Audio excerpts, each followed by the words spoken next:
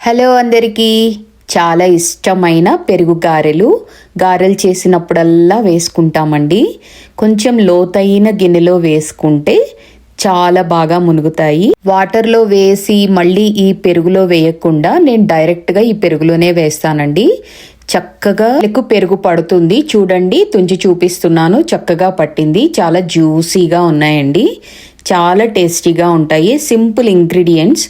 ఇలా పెరుగు తీసుకొని ఒక స్పూన్ సాల్ట్, ఒక స్పూన్ కారం, ఒక హాఫ్ స్పూన్ పసుపు వేసుకుని తాలింపు వేసుకుని పెరుగుని మంచిగా కలుపుకునండి. ఎక్కువ వాటర్ పోసుకోవాలి. సాంబార్ కారం వేసానండి. ఇక్కడ సాంబార్ కారంలో ఆల్రెడీ మనకి కొన్ని మసాలాలు యాడ్ చేసుకుంటాము. సో ఆ మసాలా ఫ్లేవర్తో పెరుగు చాలా బాగుంటాయండి పెరుగు గారెలు.